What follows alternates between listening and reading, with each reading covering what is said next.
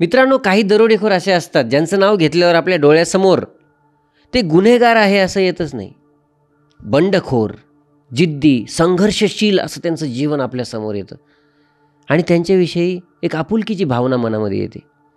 असेच एक नाव म्हणजे फुलनदेवी. एका छोट्याशा खेडेगावात अनुसूचित जमातीमध्ये ज्यांचा जन्म झाला. जन्मतःच त्यांच्यावर अनेक अत्याचार झाले.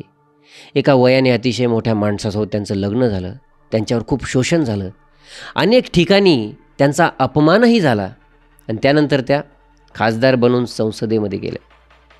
माहिती पूर्ण जाणून घ्यायची? चला तर मग व्हिडिओ बघायला.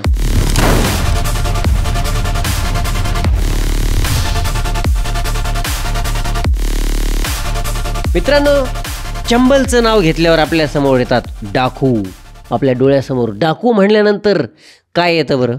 एक पुरुष, मोठ्या मोठ्या मिशा, डोळे एवढे एवढे लाल, त्यानंतर बंदूक, खुंखार, एक डोळा बंद. काहीतरी डाकू म्हणून तुमच्यासमोर एक चित्र येतच असेल ना.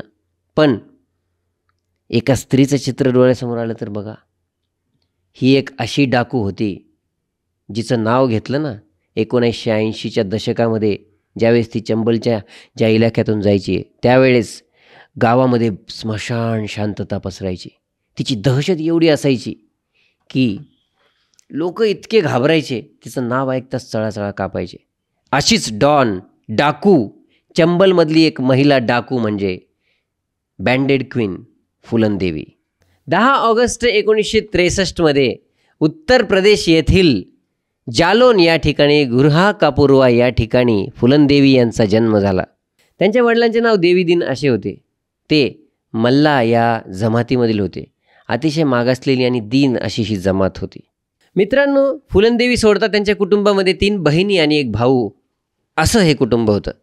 अतिशय गरीब परिस्थिती होती. ते दुसऱ्यांच्या शेतात कामाला सुद्धा जायचे. तसं तर त्यांच्याकडे थोडीफार जमीन होती वडिलोपार्जित. पण देवीदीन आणि त्याचा भाऊ बिहारीलाल म्हणजे फुलनदेवीचे वडील आणि काका यांच्यामध्ये जमिनीचा वाद झाला आणि काकाने सगळी जमीन हडपली. त्यांनी सगळ्या अधिकाऱ्यांना लाच खाऊ घातली आणि जमिनीचे कागदपत्र स्वतःकडे वळवून घेतले. त्यावेळेस फुलनदेवी अवघी 10 वर्षाची होती. तरीसुद्धा तिच्या डोळ्यांमध्ये जरब होती आणि ती ठामपणे तिच्या काकाच्या विरोधात उभी होती. बाकी कोणाची हिंमत नव्हती, तरी पण ती काकांच्या विरोधात आवाज उठवत होती. फुलनदेवीची बहीण रुक्मिणी हिला घेऊन फुलनदेवी त्या जमिनीवर जाऊनच बसली. म्हणाली की मी इथून हलणारच नाही, ही जमीन आमची आहे आणि तुम्ही अशी हडपू शकत नाही.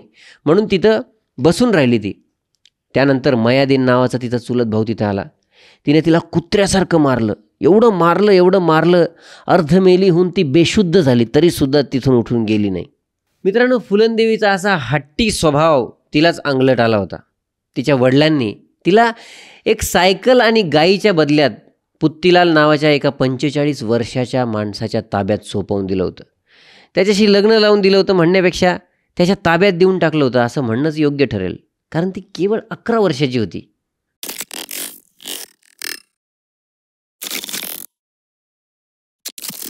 आता या पुत्तीलालने असं वागायला सुरुवात केली जशी काही ती त्याच्या लग्नाची बायको नाही आहे, बाजारातून एखादी चैनीची वस्तू विकत आणलेली आहे.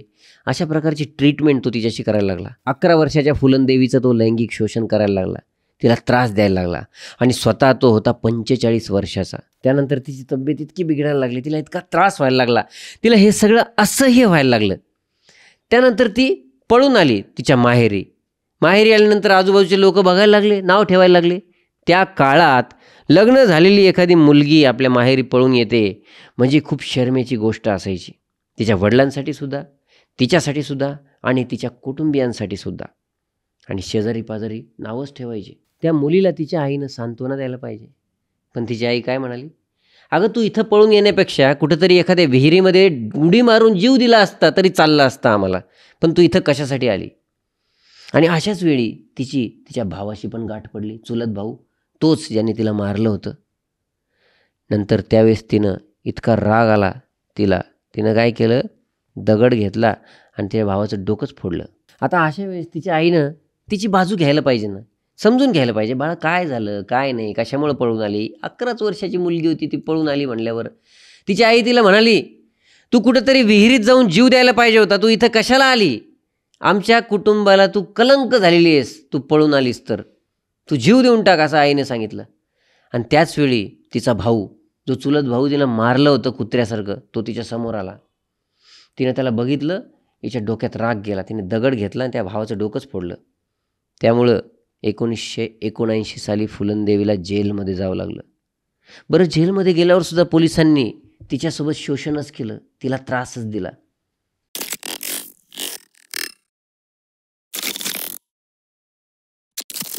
आता जेलमधून सुटल्यावर तिच्या आईकडे तर ती जाऊ शकत नाही. आई तर असं बोलते, जीव देऊन टाक.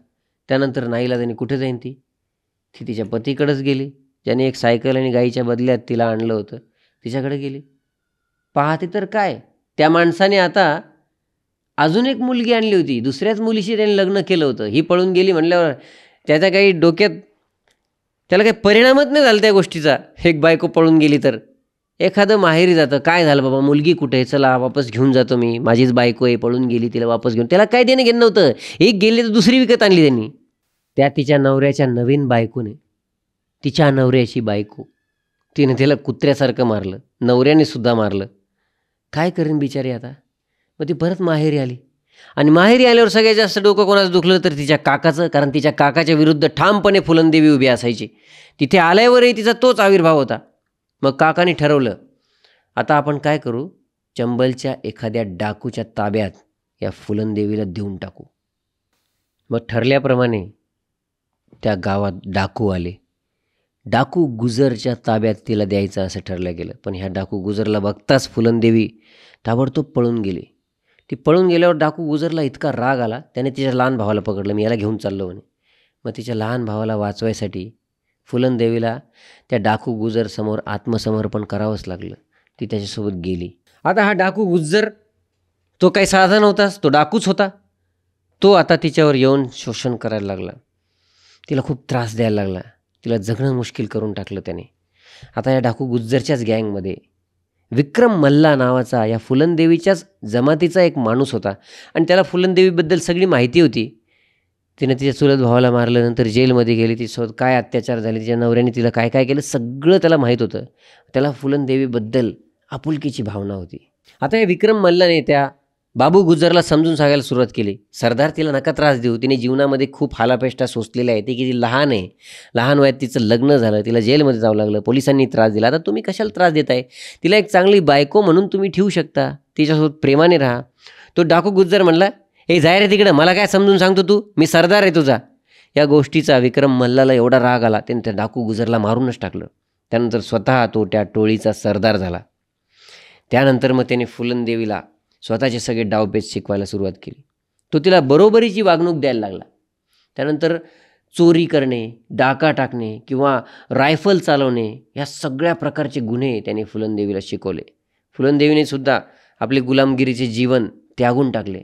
त्यानंतर ती सुद्धा डाकू बनली.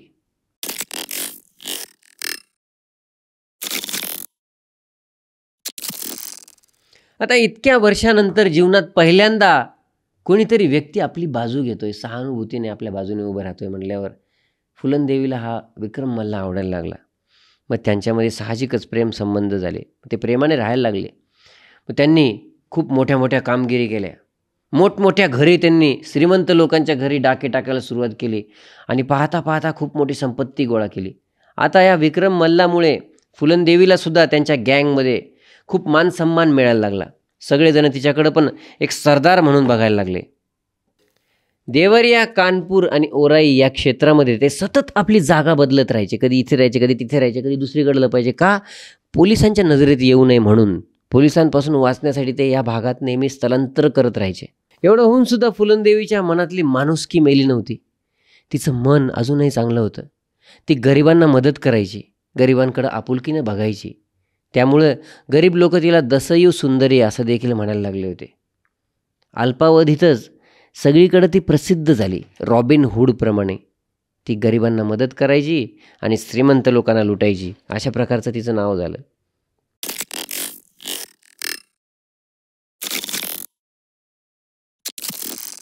ती तिच्या नवऱ्याच्या गावी गेली. त्या गावावरती तिने हल्ला चढवला. त्या नवऱ्याला समोर आणलं आणि त्याला मारून मारून मारून अर्धमेला केलं. त्यानंतर तिथे उभं राहून मोठ्याने तिने सगळ्या गावकऱ्यांना धमकी दिली, यानंतर कोणीसुद्धा म्हातारा माणूस छोट्याशा मुलीशी लग्न करणार नाही, आणि जर बालविवाह या ठिकाणी केला तर माझ्याशी गाठ आहे, मी त्या ठिकाणी येईल. रामसिंग आणि लाला रामसिंग हे दोघे जातीनं ठाकूर होते. ते जेव्हा गँगमध्ये परत आले तेव्हा त्यांनी बघितलं गँगमध्ये इतका बदल झाला आहे आणि मल्ला जातीचे लोक आपले लीडर झालेत, सरदार झालेत, आणि त्यांच्या अंडर आपण ठाकूर जातीचे आपण त्यांच्या अंडर कसे राहायचं, ही गोष्ट त्यांना मान्यच नव्हती. वरून त्यांनी एका मुलीसाठी सरदारचा खून केला, ही गोष्ट अमान्य केली. त्यांना ही गोष्ट पटलीच नाही. मग त्यांनी तिथे जातीवादाचा खेळ सुरू केला. त्यांनी सगळे ठाकूर लोक किंवा उच्च जातीचे लोक आपल्या साईडने करायला सुरुवात केली. त्याने इतर साथीदारांची मदत घेऊन त्याने बगावत केली आणि विक्रम मल्ला याची हत्या केली. आता विक्रम मल्लाची हत्या झाल्यावर फुलनदेवी पुन्हा एकदा एकटी पडली. आता फुलनदेवीला ज्या गोष्टीची भीती होती तीच गोष्ट घडली. या 2 जणांचं वर्चस्व त्या गँगवर वाढायला लागलं. एक दिवस त्यांनी या फुलनदेवीला पकडून बेहिमाई या गावी घेऊन गेले. त्या ठिकाणी तिला एका खोलीमध्ये डांबून ठेवण्यात आलं.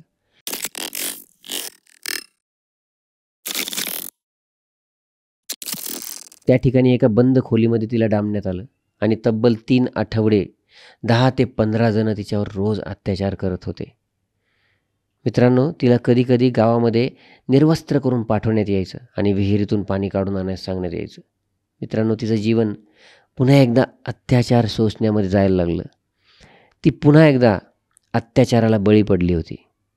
रामसिंग आता थोडासा निष्काळजीपणे राहायला लागला. फुलनदेवी काय कुठेतरी कचऱ्यासारखी पडू नये असं त्याला वाटायला लागलं. तिच्याकडे तो लक्ष देईन असं झाला. मग ह्याच गोष्टीचा फायदा घेऊन विक्रम मल्लाचा एक साथी ज्याचं नाव मानसिंग आहे तो तिथं आला. त्यांनी गपचूप फुलनदेवीला सोडवून तिथून पळून घेऊन गेला. त्यानंतर मग फुलनदेवी या मानसिंगच्या गँगमध्ये राहायला लागली. आता मानसिंगची गँग ती पण सक्रिय झाली.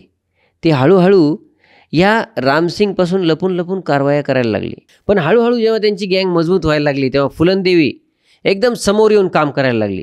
निर्भयपणे डायरेक्ट ती गुंडगिरी करायला लागली, म्हणजेच डाकू बनली आणि लूटपाट करायला लागली. आणि त्यातून जो पैसा मिळायला लागला त्यातून ती आधुनिक हत्यारं विकत घ्यायची आणि अधिकच मजबूत व्हायला लागली. आता ही फुलनदेवी हुशारसुद्धा होती. आता डाकू काय करायचे, डाका टाकताना एकदम डाकूचा वेश, इकडे काळी पट्टी, त्याच्यानंतर मस्तपैकी डाकूचा वेश घेऊन ते जायचे काळे बिळे निशाण लावून. लोकांना कळायचं डाकू आले डाकू आले. पण फुलनदेवी काय करायची, आपल्या साथीदारांना तिने पोलिसाचे कपडेच घालून दिले. आता गावात ते आल्यानंतर लोक बघायचे, हा पोलीस आले काही टेन्शन नाही. मग गावातले लोक गाफील राहायचे. मग ज्याला लुटायचं असेल त्याच्या घरी हे डायरेक्ट जायचे आणि एकदम बंदुका काढायचे आणि त्यांच्याकडून पैसे घेऊन पळून जायचे. त्यामुळे ते गावात येऊन लुटून गेल्यावर जाऊस तर कळत नव्हतं कोणाला की गावात डाकू आलेत की पोलीस आलेत. आता ही फुलनदेवी आहे ना, उच्च जातीच्या लोकांच्या विरोधात कारवाया करायला लागली. जास्त करून ती ठाकूर लोकांना लुटायला लागली, कारण ह्या उच्च जातीच्या लोकांनीच तिच्यावर अत्याचार केले होते. मग ह्याने काय झालं, गावामध्ये जातीपातीवर भांडणं थोडेफार वाढायला लागले. म्हणजे ठाकूर आणि मल्ला जातीच्या लोकांमध्ये मतभेद व्हायला लागले, भांडणं व्हायला लागले. आणि अशातच फुलनदेवी ही उच्च जातीच्या लोकांनाच लुटायची. आता बहिमाई गावामध्ये एका ठाकूरच्या घरी लग्न आहे ही गोष्ट फुलनदेवीला कळाली. आणि विशेष करून त्या लग्नामध्ये रामसिंग आणि लाला रामसिंग हे दोघं पण येणार आहेत ही गोष्ट तिच्या लक्षात आली. 17 महिन्यांपूर्वी तिच्यावर जो अत्याचार झाला होता तो तिच्या डोळ्यासमोरून गेला नव्हता किंवा तिच्या मनावरून पुसला गेला नव्हता. त्या अत्याचाराची आग अजूनही तिच्या मनात जळत होती. तिने ठरवलं आता त्या अत्याचाराचा बदला घ्यायचा. 14 फेब्रुवारी 1981ला फुलनदेवीने या बहिमाई गावाला चारही बाजूंनी घेरलं. आता त्या गावामध्ये लग्न होतं. लग्नासाठी जे लोक आले होते ते सगळे गाफील होते. ते लग्नाच्या मूडमध्ये होते. त्यांना काही लक्षातही नव्हतं की आता काय आपल्यासोबत होणार आहे. फुलनदेवी आता लग्न घरी गेली. तिथे गेल्यावर तिने विचारलं रामसिंग आणि लाला रामसिंग कुठे आहेत. तेव्हा त्या लोकांनी सांगितलं की ते इथं आज आलेच नाही आहेत. फुलनदेवीला इतका राग आला, पण तिला विश्वास नव्हता वाटत की तिथं नाही आले. ती सगळीकडे शोधायला लागली. तिने अख्खं गाव पिंजून काढलं. अख्खं गाव तिनं त्यावेळेस लुटलंसुद्धा. तेव्हा तिला गावकऱ्यांचा इतका राग आला. तिनं तब्बल 20 जणांना सांगितलं एका लाईनीमध्ये उभं राहा. ते 20 जण घाबरले. फुलनदेवीच्या भीतीने सगळे एका लाईनीत उभे राहिले आणि तिने एकाच वेळी तब्बल 20 जणांना यमसदनी धाडलं.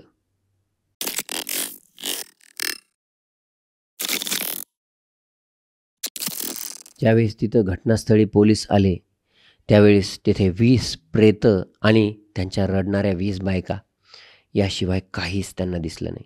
फुलनदेवी आणि तिचे माणसं सगळे डाकू आधीच पळून गेले होते. आता ही न्यूज मीडियामध्ये इतकी पसरली होती, एका बाईनं 20 तरुणांना मारलं आहे एकाच वेळी. ही गोष्ट भारताच्याच नाही तर विदेशातल्या मीडियामध्ये सुद्धा झळकायला लागली आणि फुलनदेवी अचानक जगभरात प्रसिद्ध झाली. आता ह्या 20 जणांपैकी 17 जण ठाकूर होते, म्हणजेच उच्च जातीचे होते. आता ठाकूर समाजामध्ये खूप भीतीचं वातावरण पसरायला लागलं. सगळे ठाकूर तेव्हा एकत्र आले. एकत्र येऊन ते इंदिरा गांधीकडे गेले. इंदिरा गांधींना त्यांनी विनंती केली, आमच्याकडे लॉ अँड ऑर्डर अजून जरा मजबूत करा. आमच्याकडे कायदा आणि सुव्यवस्थाच नाही आहे. डाकू येऊन आमच्या गावामध्ये माणसं मारून निघून जात आहेत. तेव्हा तुम्ही काहीतरी कडक कारवाई करा आणि या फुलनदेवीलासुद्धा पकडा, अशी विनंती त्यांनी इंदिरा गांधीला केली. एवढंच नाही तर आता या फुलनदेवीमुळं उत्तर प्रदेशचे त्या काळचे मुख्यमंत्री PV सिंग यांनासुद्धा आपल्या पदावरून पायउतार करावा लागला, म्हणजेच राजीनामा द्यावा लागला. आता या फुलनदेवीचं नाव भारतात आणि जगभरात इतकं प्रसिद्ध व्हायला लागलं, जिकडं तिकडं फुलनदेवीचं नाव यायला लागलं. त्यामुळे जगाने तिला एक वेगळंच नाव दिलं, बँडेड क्वीन.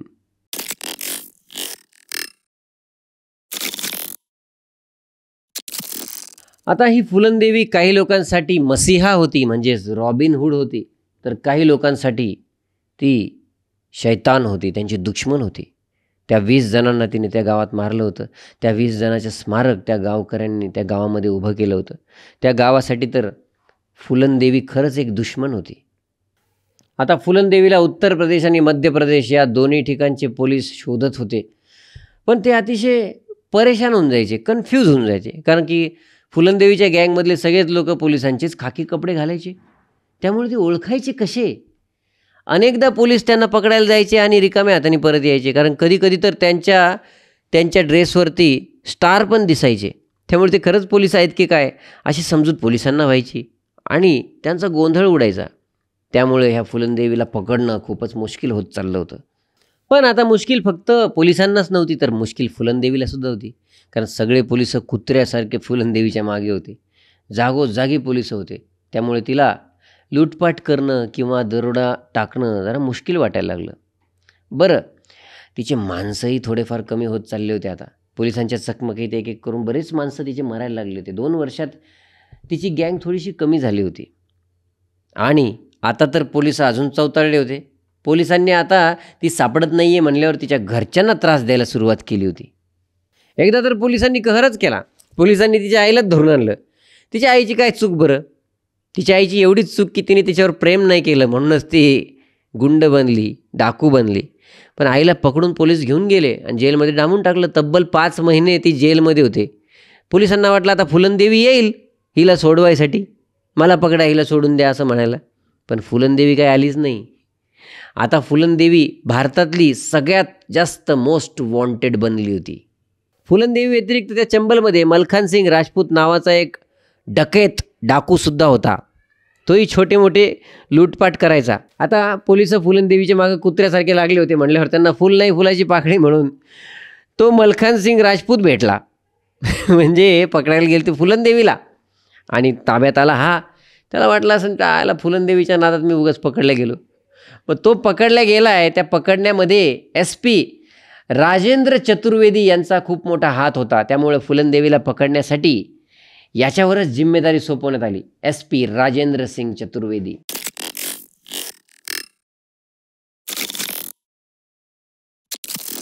आता SP राजेंद्र चतुर्वेदी यांनी ठरवलं हा मलखान सिंग आहे ना, याला समोर करायचं, याची मदत घ्यायची आणि याची मदत घेऊन फुलनदेवीला पकडायचं. पण हा मलखान सिंग काही तयारच होत नव्हता. कारण मलखान सिंग जेव्हा सरेंडर झाला तेव्हा त्याला खूपच लाईमलाईट मिळालं होतं आणि त्याला वाटत होतं माझ्यामुळे जर फुलनदेवी पकडल्या गेली तर हे सगळं लाईमलाईट या फुलनदेवीला मिळेल. त्यामुळे तो काही सांगतच नव्हता, मदतच करत नव्हता. मग शेवटी 5 डिसेंबर 1982 रोजी SP राजेंद्र चतुर्वेदी स्वतःच आपली गाडी घेऊन जंगलामध्ये निघून गेले. या SP सोबत फुलनदेवीचा एक माणूससुद्धा होता. तो माणूस त्या SPला घेऊन मानसिंग मल्हाकडे गेला. हा मानसिंग मल्हा फुलनदेवीचा राईट हँड होता. त्यानेच फुलनदेवीला बऱ्याच पूर्वी त्या डाकूंच्या तावडीतून सोडलं होतं, हाच मानसिंग मल्हा. ह्या SP राजेंद्र चतुर्वेदीसोबत फुलनदेवीचा एक माणूससुद्धा होता.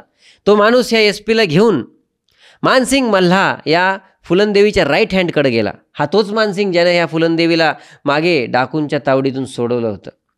तेव्हा मग आता फुलनदेवी त्या एस पीच्या समोर आली आणि त्या एस पीला तिने स्वतः चहा बनवून दिला.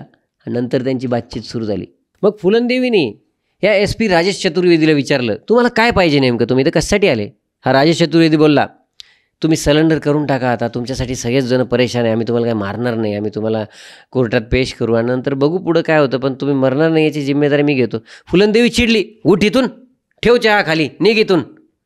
अरे माझ्या एका इशाऱ्याने तू इथून जिवंत पण जाणार नाही, मी फुलनदेवी आहे, तू समजतोस कोण स्वतःला? मग तो म्हणला, अहो तुम्ही विश्वास ठेवा, तुम्ही सरेंडर करून टाका, आता काय हे सगळं जिंदगी सोडा, ही नवीन जीवन तुम्ही सुरू करा. तेव्हा ती म्हणाली, तुझा काय भरोसा आहे, तू मला अटक करून घेऊन जाशील, तिकडं माझा एन्काउंटर करून टाकशील, तुला स्टार मिळतील. मग तू म्हणे तसं नाही होणार, तुम्ही एक काम करा, माझ्यावर भरोसा नसेल तर तुमचा एक माणूस माझ्यासोबत द्या, त्याला घेऊन मी मुख्यमंत्र्यासमोर जातो. मुख्यमंत्र्यांनी स्वतः सांगितलेलं आहे की फुलनदेवीला तुम्ही सरेंडर करायला लावा, आपण तिला मारणार नाही, कारण तिच्यावर पण अत्याचार झाले, हे सगळ्यांशी लपून नाही आहे, त्यामुळे तुमच्याशी सगळे सहानुभूतीनंच वागतील, तुमचा एक माणूस माझ्यासोबत पाठवा. नंतर कालांतराने फुलनदेवीला असं वाटायला लागलं की अरे आपण खूप आजारी पडतोय, कारण ती आजारी पडायला लागली होती, तिथं इलाज पण नव्हता जंगलात तिला व्यवस्थित मिळत, दवाखान्यात पण जाऊ शकत नव्हती आणि सतत थोडंफार आजारी पडायची, छोटे मोठे ताप बीप अशा प्रकारे. मग ती परेशान झाली होती की आपण एवढा आजारी पडतोय, नुसतं पळतोय, आपलं काही जीवनात स्थैर्य नाही आहे, आता हे म्हणतायत तर यांच्यावर आपण विश्वास ठेवूयात का, आणि सरेंडर करावं की काय, असे विचार फुलनदेवीच्या मनात यायला लागले.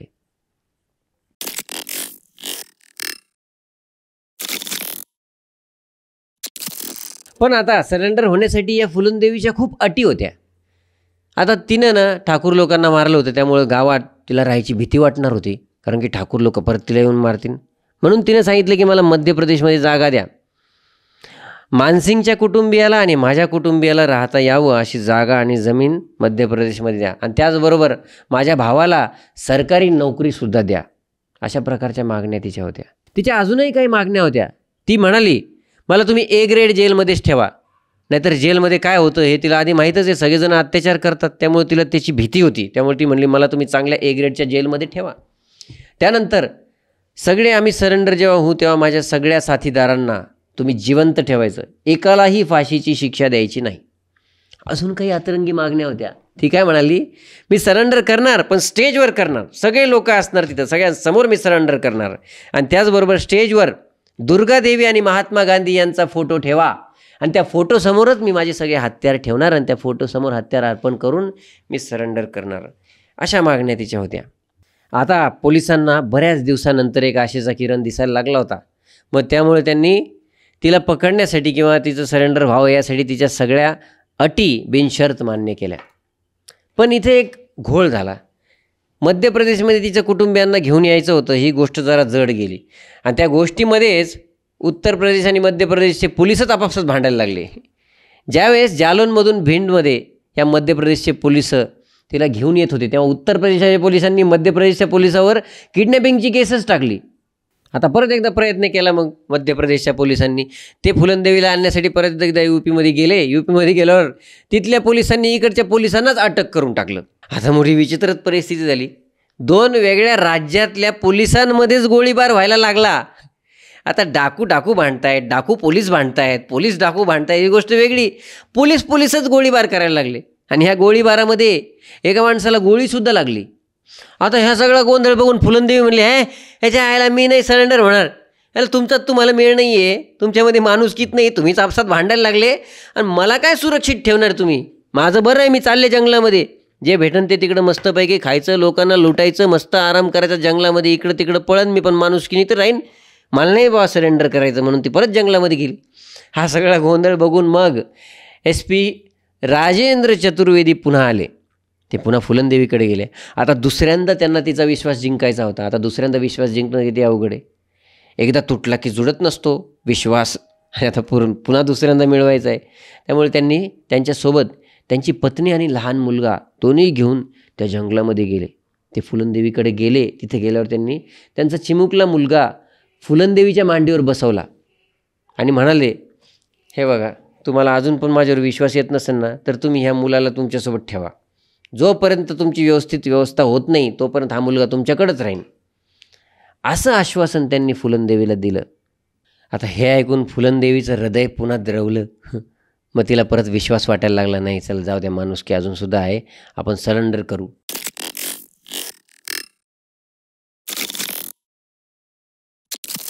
आता इकडं काय झालं, पोलिसच आपापसात भांडायला लागले म्हणल्यावर मध्य प्रदेशचे मुख्यमंत्री अर्जुन सिंग हे भिंडमध्ये गेले आणि जंगलामध्ये जाऊन फुलनदेवीकडे स्वतः गेले, मीच तिला घेऊन येतो म्हणले. आता मुख्यमंत्री फुलनदेवीला आणायला गेले, त्या ठिकाणी परत स्टेज बांधण्यात आलं. परत त्या ठिकाणी दुर्गादेवी आणि महात्मा गांधी यांचे फोटो ठेवण्यात आले आणि फुलनदेवीला सांगितलं, ये आता तू सरेंडर कर. त्यावेळेस फुलनदेवीला पाहण्यासाठी 8,000 लोकांनी गर्दी केली होती. त्याचबरोबर मीडियातले सगळे लोक, पत्रकार लोक फुलनदेवीचा फोटो घ्यायचा, फुलनदेवीचा फोटो घ्यायचा म्हणून चढाओढ करत होते. पण फुलनदेवीने सांगितलं, जोपर्यंत मी सरेंडर करत नाही तोपर्यंत माझा एकही फोटो घ्यायचा नाही. पण एका पत्रकाराने हिंमत केलीच, त्याने पचक्कन फोटो घेतला. आता या आपले आजच्या काळातल्यासारखं थोडी फोटो घेतलं तर कळणार नाही, तेव्हा एवढा मोठा फ्लॅश पडतो. फुलनदेवीला कळलं, आईच्या आईला कोण फोटो घेतला रे, ती त्याच्याकडे गेली, फडायलकन मुस्काडतच मारली त्याच्या. अशी होती फुलनदेवी. आता सगळ्यांचं लक्ष फुलनदेवीकडे लागलं. आता फुलनदेवी सरेंडर करणार की काय त्यांना कळत नव्हतं, कारण फुलनदेवीच्या डोक्यावरती लाल पट्टी होती, डोळ्यामध्ये अंगार होता आणि चेहऱ्यावरती राग होता. पत्रकाराला एक मुस्काडीत पण तिने दिली होती. आता लोक टेन्शनमध्ये, आता फुलनदेवी काय करते, तिच्याकडे शस्त्रसुद्धा आहे. ती हळूहळू स्टेजवर चालली होती आणि स्टेजवर तिथले मध्य प्रदेशचे मुख्यमंत्रीसुद्धा होते. आता मुख्यमंत्र्याला सिक्युरिटी नव्हती. लोकांना असं वाटायला लागलं, ही आता मुख्यमंत्र्यांना मारते की काय, पळून जाते की काय. पण तिथे SP राजेंद्र सिंग चतुर्वेदीसुद्धा होते. नंतर फुलनदेवीने ते शस्त्र उचललं आणि शेवटचं त्या शस्त्राला नमन केलं आणि दुर्गादेवीच्या चरणाशी ते शस्त्र ठेवून दिलं. तेव्हा अर्जुन सिंग आणि दुर्गामाता ह्यांना फुलनदेवीने हार पण घातला. मग लोकांच्या जीवात जीव आला. शेवटी एकदा फुलनदेवी सरेंडर झाली आणि तिचं आयुष्य बदलून गेलं. आता ती डाकू नव्हती, आता ती एक कैदी होती आणि कैदी म्हणून ती जेलमध्ये गेली. जेलमध्ये तिला 8च वर्ष ठेवायचं असं प्रॉमिस केलं गेलं असताना तिच्यावरती इतक्या साऱ्या केसेस होत्या. तेव्हा सरकारला तिला जास्त वेळ, म्हणजे 11 वर्ष जवळपास जेलमध्ये ठेवावं लागलं. ज्यावेळेस ती जेलमध्ये होती तेव्हा तिची तब्येत बरोबर नव्हती. तिच्या पोटामध्ये 2 ट्यूमर होते आणि तिला TB सुद्धा झाला होता.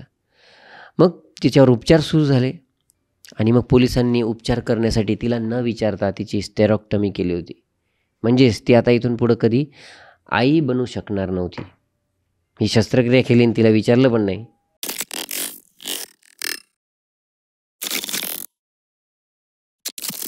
1994 आलं. नंतर फुलनदेवीच्या जीवनातील 1994 हे साल खूप अनपेक्षित होतं.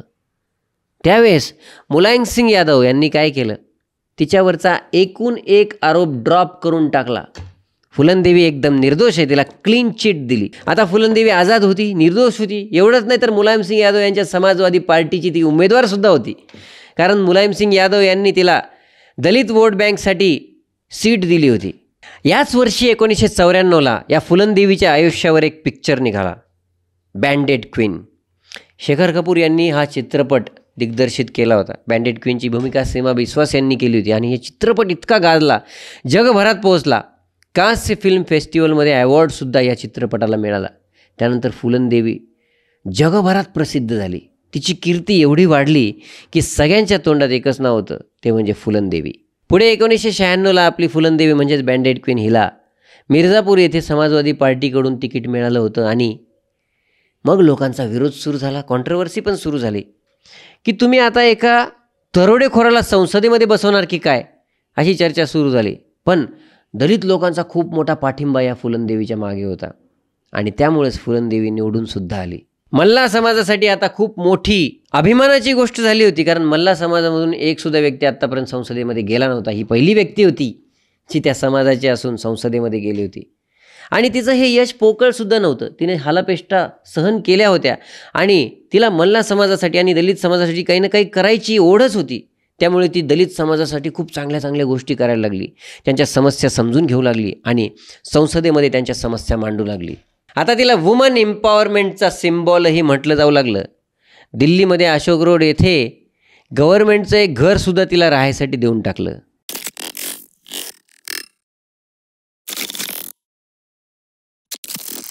आपले कर्म कधी ना कधी घुमून फिरून आपल्यासमोर येतातच. 44 अशोका रोड दिल्ली या ठिकाणी ही फुलनदेवी आपल्या घरी राहायची आणि ती यशाच्या शिखरावर पोहोचलेली आहे ही गोष्ट तिच्या विरोधकांना, तिच्या दुश्मनांना डोळ्यात सलत होती. 25 जुलै 2001 रोजी फुलनदेवी आपल्या घराच्या समोर उभी होती. त्यावेळेस अचानक तिच्यासमोर 3 जण आले आणि काही कळायच्या आतच त्या 3 जणांनी तिच्यावर अंधाधुंद गोळीबार करायला सुरुवात केली. या गोळीबारात तिला 9 गोळ्या लागल्या होत्या. त्यानंतर लोहिया हॉस्पिटलमध्ये त्यांना घेऊन जाण्यात आलं आणि तिथे त्यांना मृत घोषित करण्यात आलं.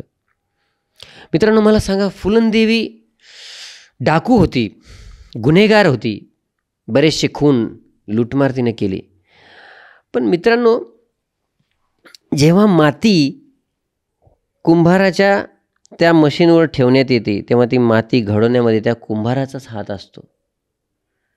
कारण की तो जशा प्रकारे त्या मातीला चिखलाला वळण देतोय तशा प्रकारे ती माती घडत जाते. त्याचप्रमाणे या ठिकाणी समाजाने फुलनदेवीला घडवलं आहे असं मला वाटतं. कारण ती जिकडेही गेली तिकडे तिची काय चूक होती, सगळीकडून तिला झिडकारण्यात आलं. ज्यावेळेस ती केवळ 11 वर्षाची होती तेव्हा एक सायकल आणि एका गाईच्या बदल्यात तिला 45 वर्षाच्या माणसाच्या ताब्यात देण्यात आलं. त्याने तिचं यौन शोषण केलं.